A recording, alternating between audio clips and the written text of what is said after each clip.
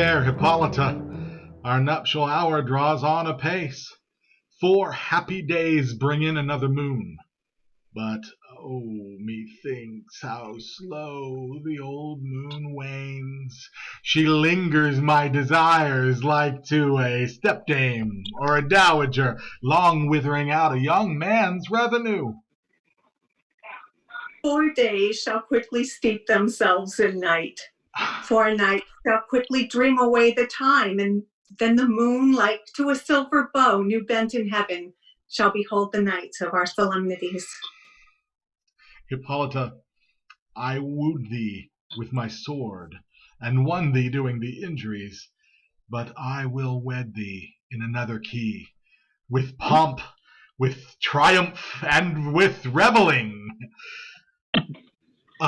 Happy be Theseus, our renowned Duke. Thanks, good Aegeus. What's the news with thee?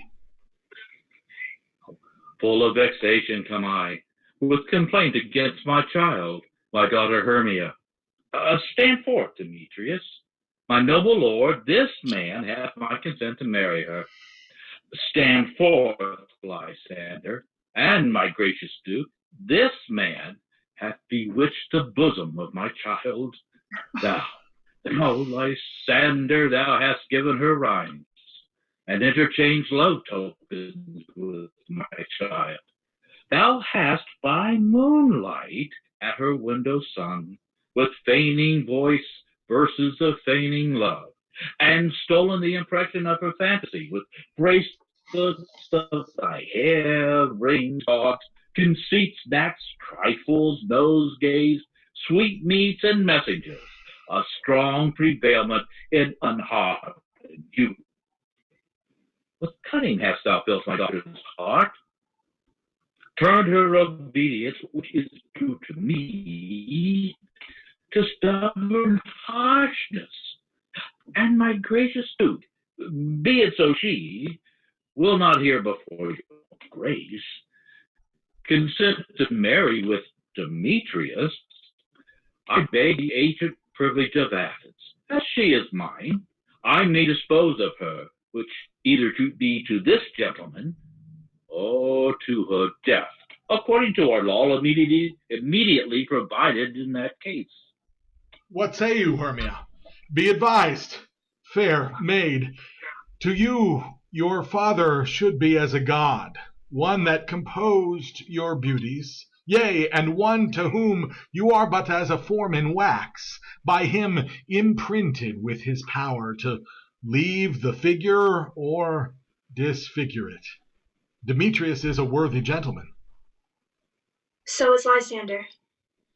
In himself he is, but in his kind, wanting your father's voice, the other must be held the worthier.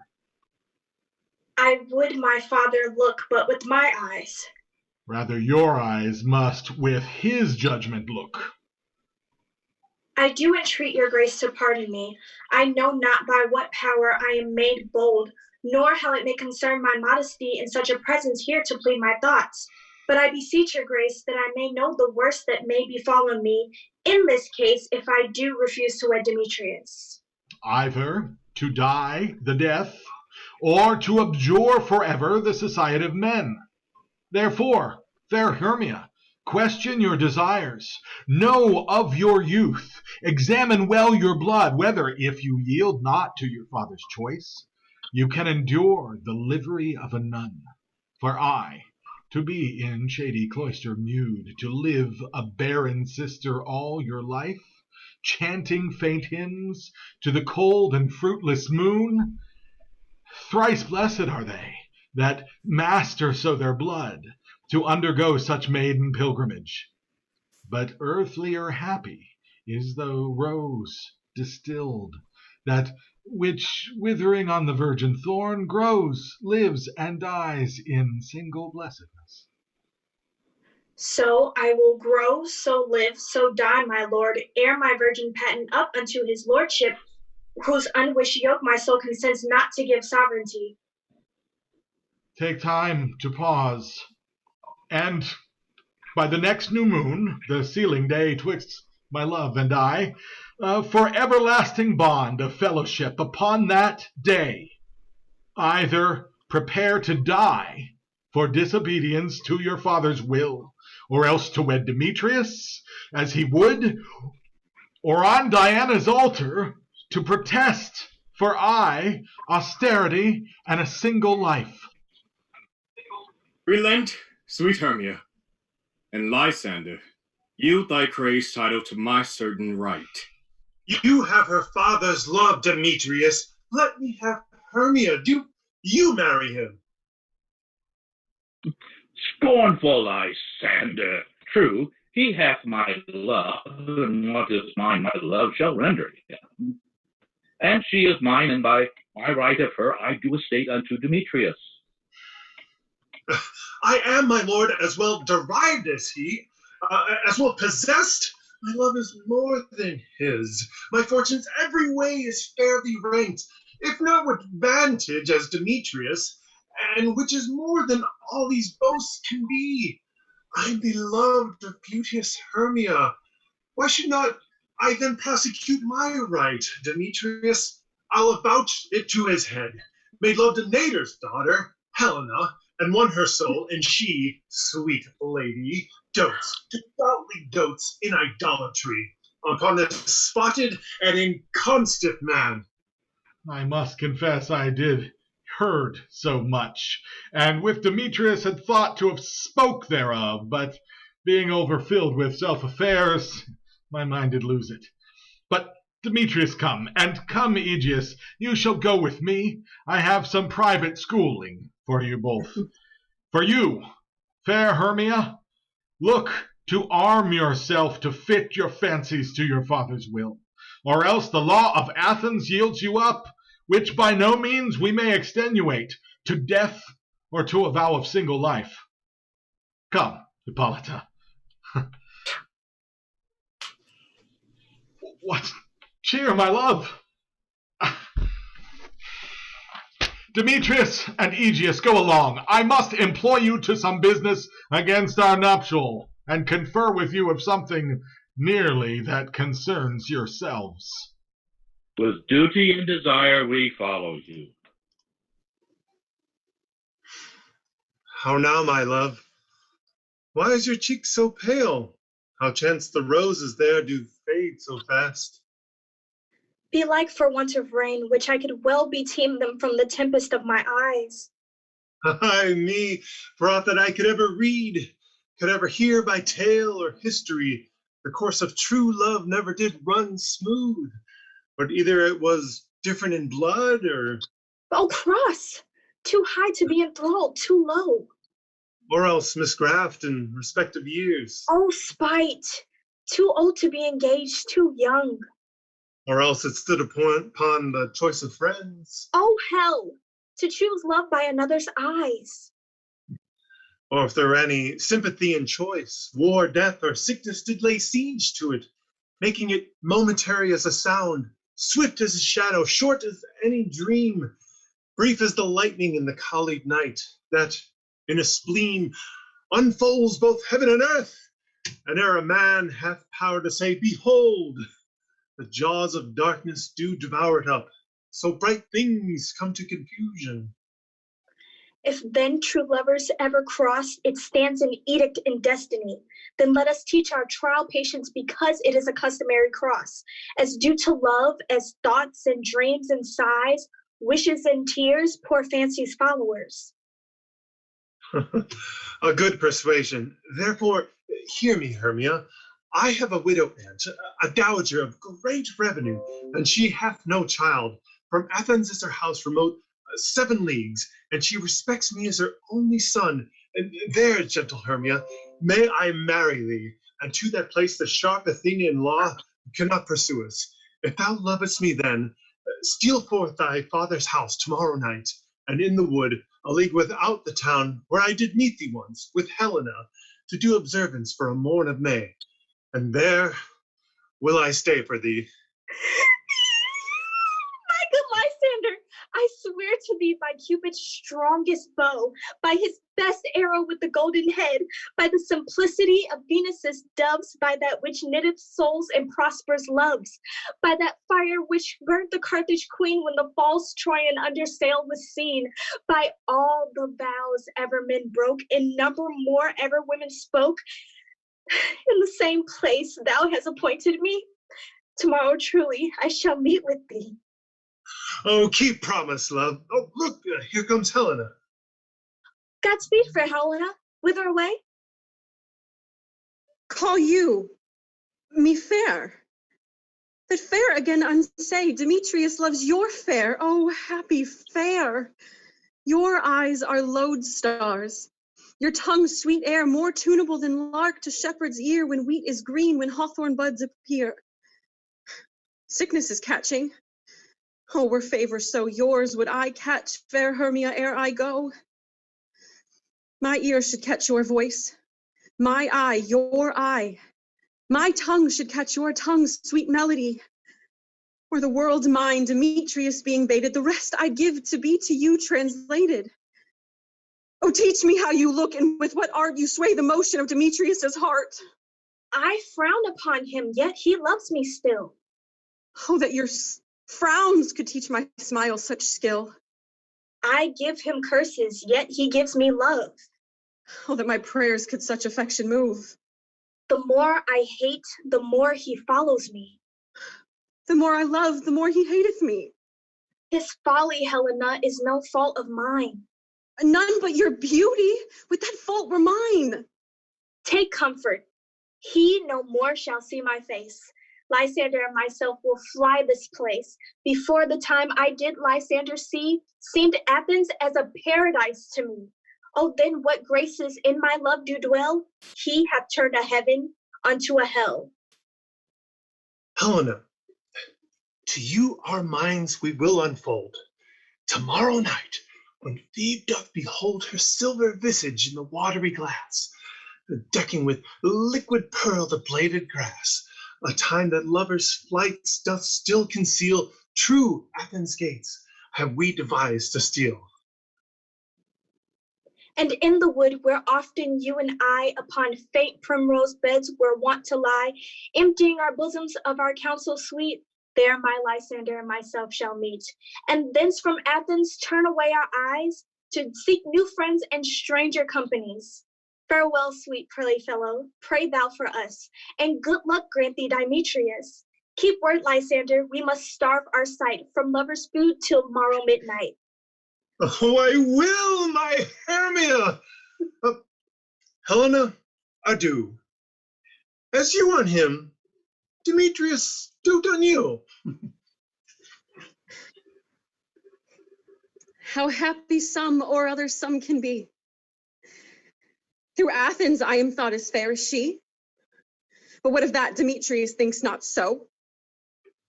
He will not know what all but he do know, and as he errs, doting on Hermia's eyes, so I, admiring of his qualities, things base and vile, holding no quantity. Love can transpose to form and dignity. Love looks not with the eyes, but with the mind, and therefore is winged Cupid painted blind. And therefore is love said to be a child, because in choice he is so oft beguiled. And as boys in game themselves forswear, so the boy love is perjured everywhere. For ere Demetrius looked on Hermia's eyne, he hailed down oaths that he was only mine. And when this hail some heat from Hermia felt, showers of oaths did melt.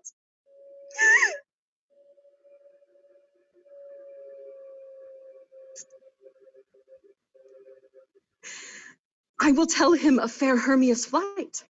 Then to the wood will he tomorrow night pursue her. For this intelligence, if I have thanks, it is a dear expense. But herein mean I to enrich my pain, to have his sight thither and back again.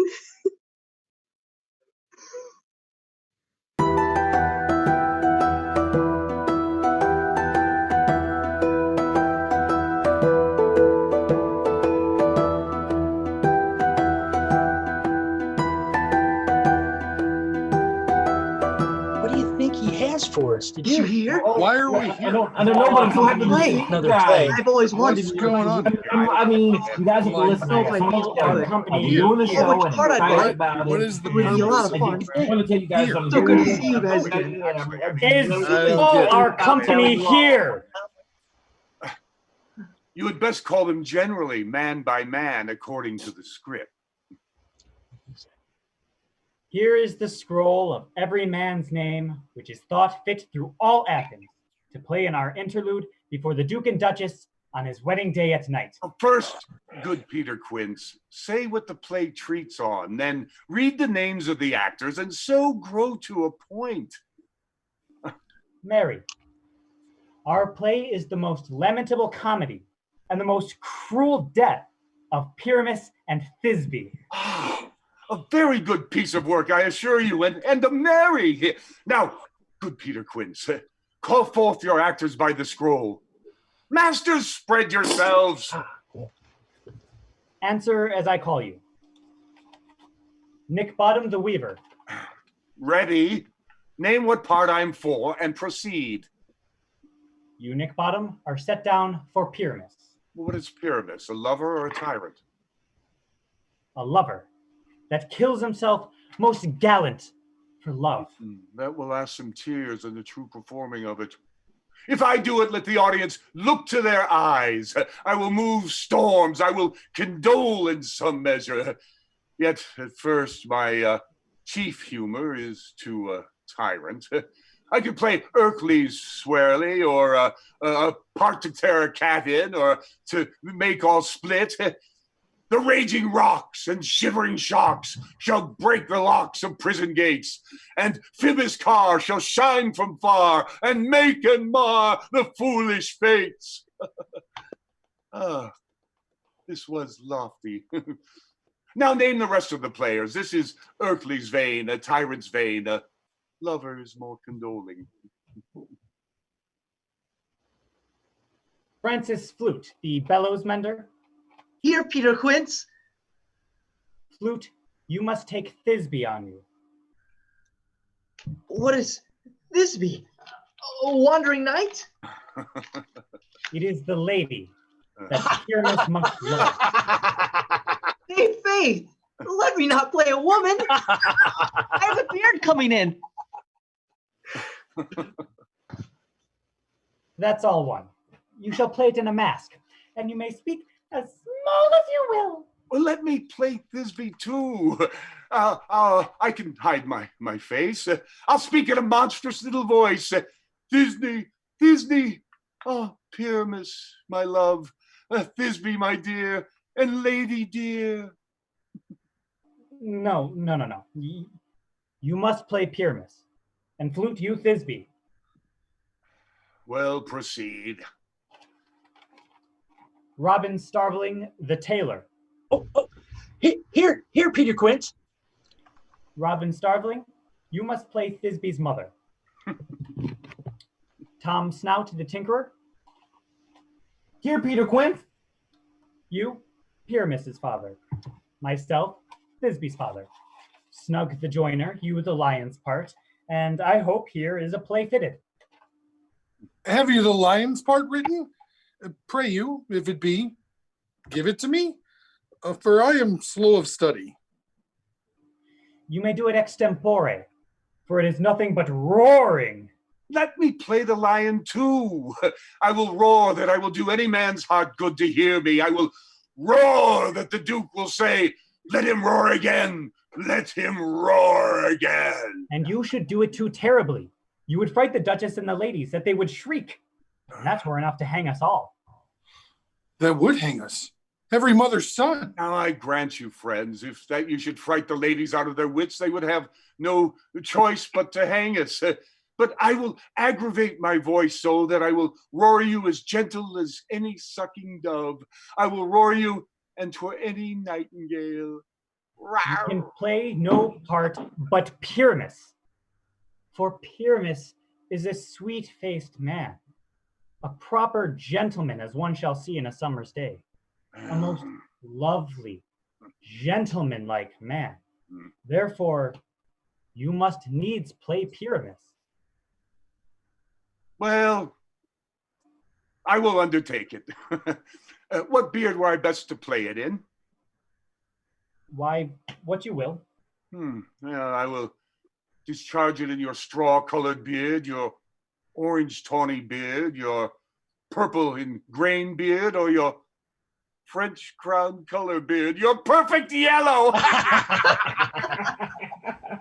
Some of your French crowns have no hair at all, and you shall play it barefaced. Here are your parts, masters, and I am to entrust you, request you, and desire you to con them by tomorrow night and meet me within the palace wood a mile without the town by moonlight. There will we rehearse, for if we meet in the city, we shall be dogged with company and our devices known.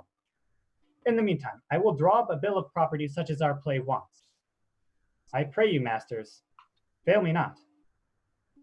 We will meet, and there we may rehearse most obscenely and courageously. Take pains, be patient. Adieu. At the Duke's Oak we meet. Enough. Hold or cut bowstrings.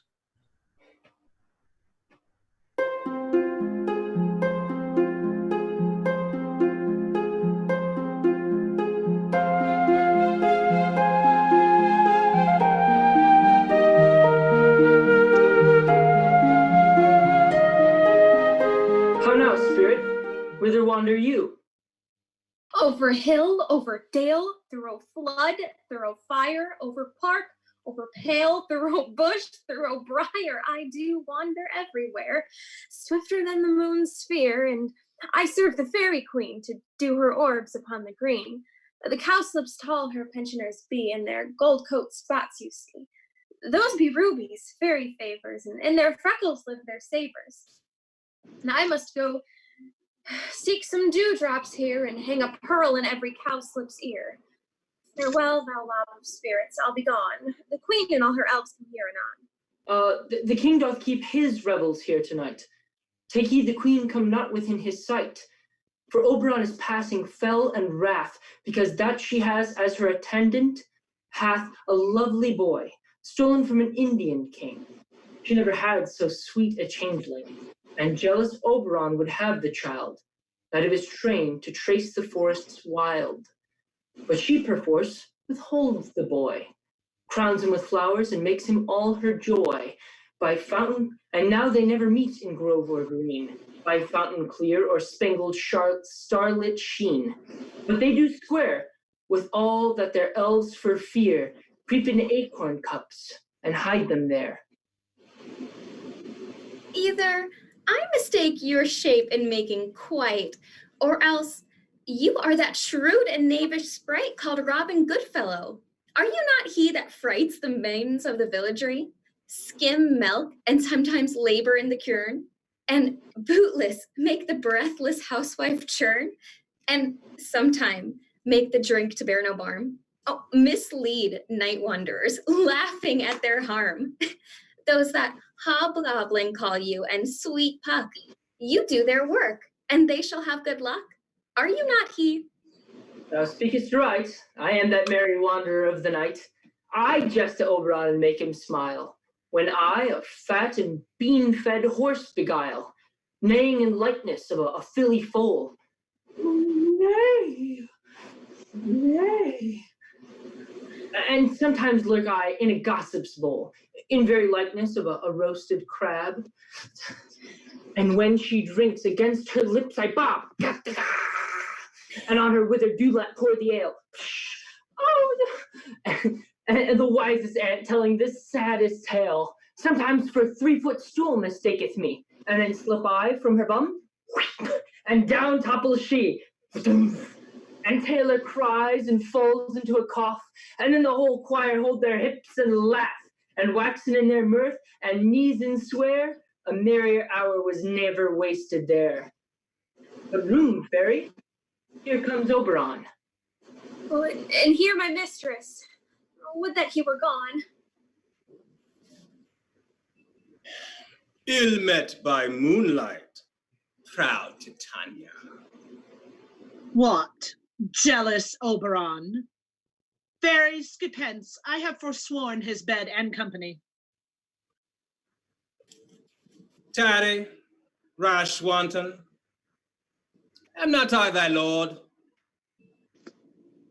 Then I must be thy lady. But I know when thou hast stolen away from fairyland, and in the shape of Corin sat all day, playing on pipes of corn and versing love to amorous Phillida. Why art thou here, come from the farthest steppe of India?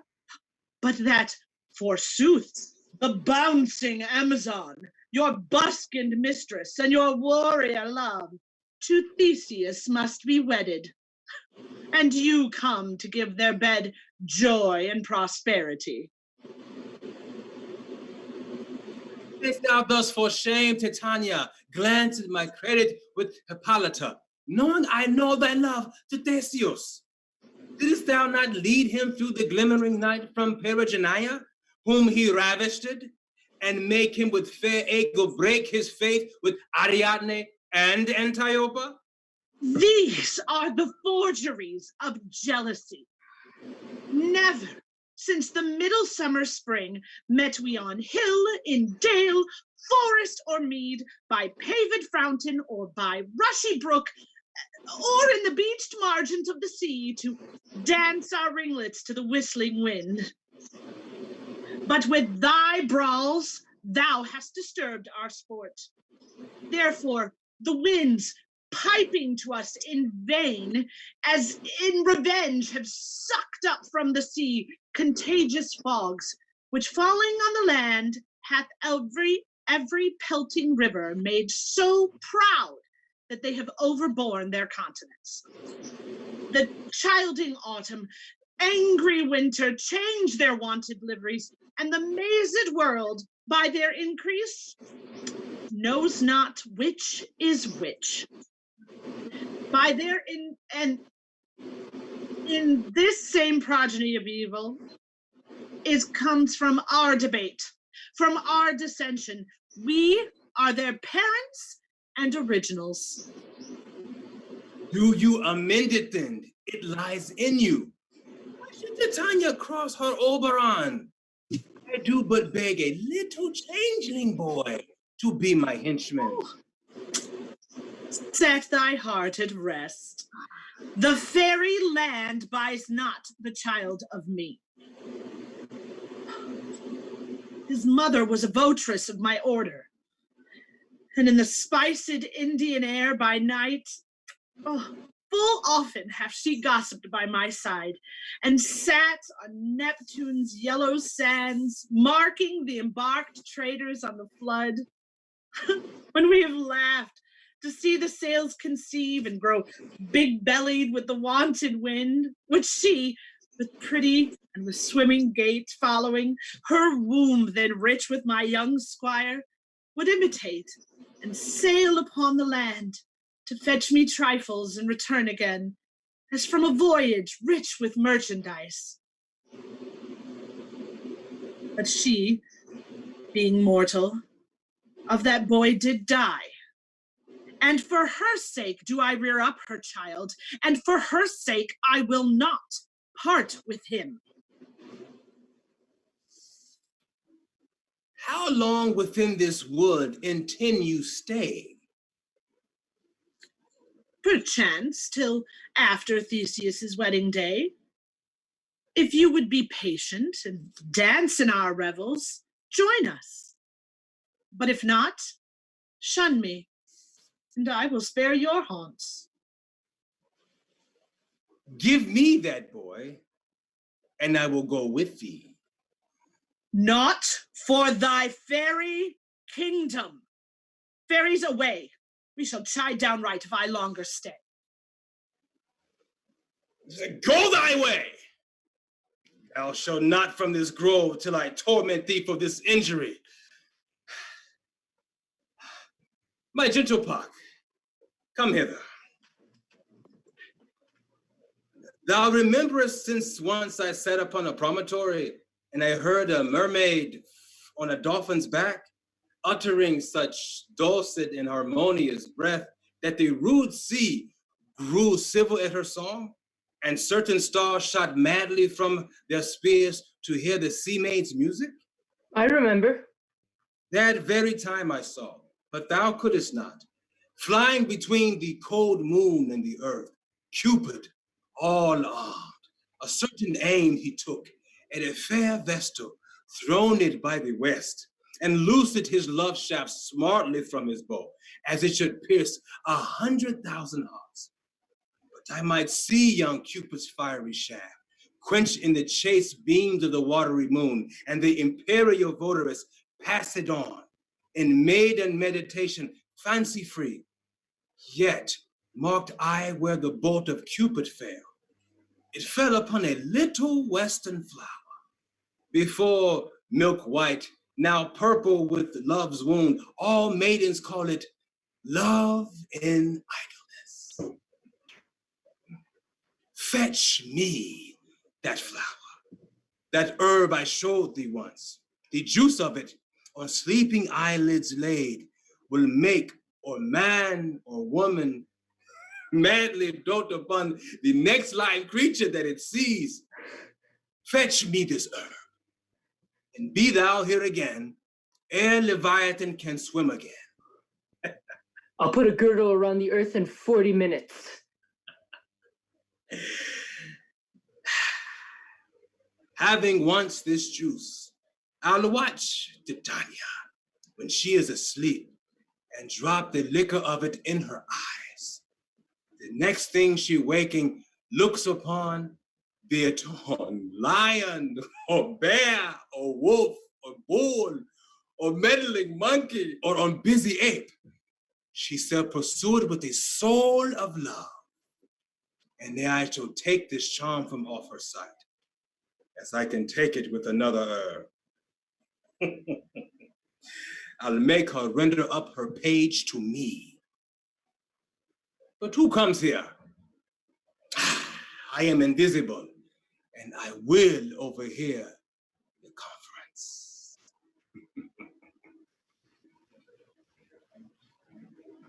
I love thee not, therefore pursue me not. Where's Lysander and fair Hermia? The one I'll slay, the other slayeth me. Thou toldst me they were stolen unto this wood, and here I am enwoed within this wood, because I cannot meet my Hermia. Hence, get thee gone, and follow me no more. You draw me, you hard-hearted adamant, but yet you draw not iron, for my heart is true as steel. Leave you your power to draw, and I shall have no power to follow you. Do I entice you? Do I speak you fair? Or rather, do I not in plainest truth tell you I do not, nor I cannot love you? And even for that, I do love you the more. I am your spaniel, and Demetrius, the more you beat me, I will fawn on you. Use me but as your spaniel. Spurn me, strike me, neglect me, lose me. Only give me leave, unworthy as I am, to follow you. What worser place can I beg in your love, and yet a place of high respect with me, than to be used as you use your dog? Tempt not too much the hatred of my spirit, for I am sick when I do look on thee. And I am sick when I look not on you. You do impeach your modesty too much, to leave the city and commit yourself into the hands of one that loves you not, to trust the opportunity of night and the ill counsel of a desert place with the rich worthy of your virginity. Your virtue is my privilege, for it is not night when I do see your face. Therefore I think I am not in the night, nor doth this wood lack worlds of company, for you in my respect are all the world. Therefore, how can it be said that I am alone when all the world is here to look on me? I will run from thee, and hide me in the brakes, and leave thee to the mercy of wild beasts. The wildest hath not such a heart as you. Run when you will, the story shall be changed. Apollo flies and Daphne holds the chase. The dove pursues the griffin. The mild hind makes speed to catch the tiger. Bootless speed when cowardice pursues and valor flies. I will not stay thy questions, let me go. And if thou follow me, do not believe but I shall do thee mischief in the wood. Aye, in the temple, in the town, the field, you do me mischief. Bye, Demetrius! Your wrongs do set a scandal on my sex. We cannot fight for love as men may do. We should be wooed, and we're not made to woo. I'll follow thee and make a heaven of hell to die upon the hand I love so well.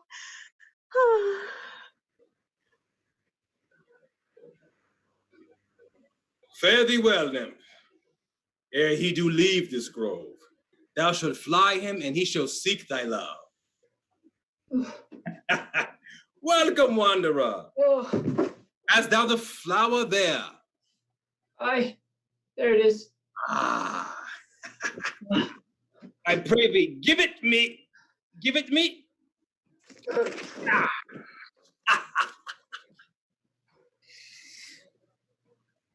I know a bank where the wild thyme blows, where ox lips and the noddling violet grows, quite over canopied with luscious woodbine, with sweet musk roses and with eglantine. There sleeps Titania, some time of the night, lulled in these flowers with dances and delight. And there the snake throws her enameled skin, weed wide enough to wrap a fairy in. And with this juice, I'll streak her eyes and make her with hateful fantasies. Take thou some of it and seek through this grove. A sweet Athenian lady is in love with a disdainful youth. Anoint his eyes, but do it to win the next thing he espies may be the lady. Thou shalt know the man by the Athenian garments he hath on, affected with some care that he may prove more fond on her than she upon her love. And look, thou meet me here before the first cock crow. Fear not, my lord, your servant shall do so.